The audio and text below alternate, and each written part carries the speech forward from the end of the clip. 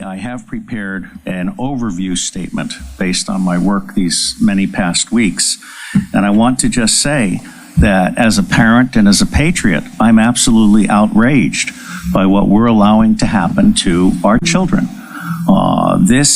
Humanity is judged on how you treat the weakest member of the society. Let me say that although pedophilia, which says child love, has nothing to do with the abuse of children, these children are not just kidnapped and in some cases bred by families as a cash crop. We have people in the United States of America that breed children in order to sell them.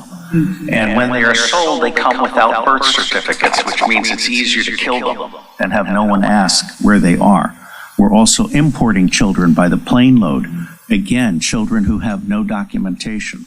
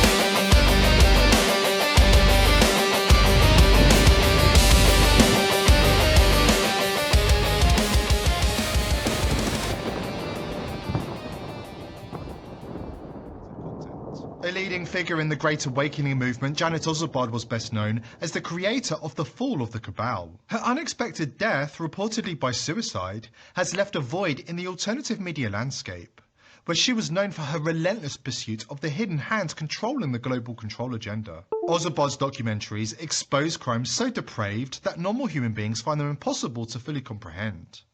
Yet, these crimes are the normal day-to-day practice for the global elite overlords, who are secretly waging war against humanity for their own enrichment. The secrecy put upon them is hard to deal with. All of this results in great trauma. Why then would a society push pedophilia down our throats? Bit by bit, step by step, normalizing it so that we grow to the idea instead of reject it. Why create a society of traumatized people? Why are pedophile logos used in children cartoons, Disney movies, candy and ice cream, child protection centers, adoption agencies, in business and in politics? Meet Sheila Jackson Lee, member of the House of Representatives, proudly wearing her young boy lover ring. What is going on here? Let's follow a lead. Check this out. This still image appears in a video clip of a band called Sex Stains, and this is where it gets interesting. They played at Comet Ping Pong, a restaurant in Washington, D.C. Best known for its pizzas, ping pong tables in the basement, high-profile clients such as Hillary Clinton and the Obamas, and a conspiracy theory called Pizzagate. More about which in a bit. The circumstances surrounding Janet Ozobod's death are shrouded in heartbreak and mystery. Her disappearance, which was accompanied by a suicidal message which her friends say could not have been real, has led to speculation and rumours. Some have suggested that Ozobod may have been placed under witness protection, while others are convinced that she became the victim of those she sought to expose. The familiar with the Clinton kill list would understand that she would not be the first. These speculations reflect the powerful nature of her work, and its important impact on millions of people who became red-pilled after watching her documentaries. The global elite in 2016, the People's Voice had the mega scoop that Hillary Clinton's campaign manager John Podesta's emails contained paedophile code words, as identified by the FBI in WikiLeaks emails. Despite being shut down by mainstream media and fact-checkers who were determined to suppress the truth, Janet Ozobod took this lead and ran with it, bravely dedicating her career to exposing the elite.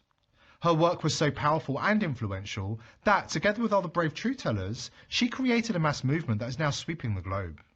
Millions upon millions of people are now demanding justice, and the crimes of the mainstream media are being exposed. Despite the mainstream media claiming that Pizzagate is nothing more than a debunked conspiracy theory, numerous mainstream journalists and fact-checkers connected to elite paedophiles have been arrested in recent times for the very crime they supposedly debunked. It turns out Janet Ozobod was right. The mainstream media are in cahoots with the globalist elite, working to cover up their most vile crimes.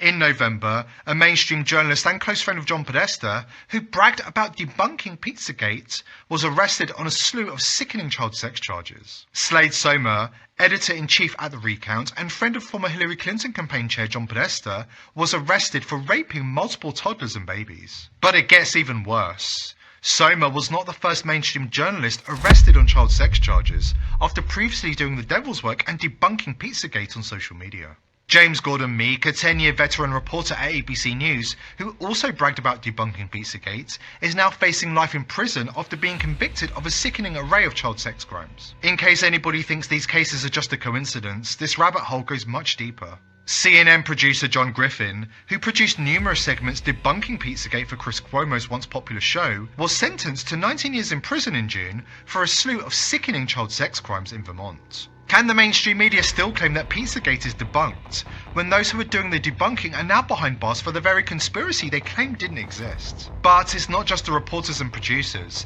it's the executives too. The newspaper that led the way in covering up the Pizzagate scandal was run by the man who also helped a notorious paedophile Jimmy Savile. Mark Thompson, who was the New York Times CEO at the time, was previously Director General at the BBC, at the time that the UK's most prolific paedophile Jimmy Savile raped hundreds of children and murdered countless others while working for the BBC. Savile was also best friends with the prince who's now King Charles III. Charles, in case you forgot, was responsible for announcing the World Economic Forum's notorious Great Reset. And the World Economic Forum, in case you didn't know, are openly working to radically reduce the age of consent around the world and decriminalise paedophilia. We can't allow these crimes to take place on our watch. Here at The People's Voice, we are determined to continue exposing the crimes of the globalist elites, but we need your help.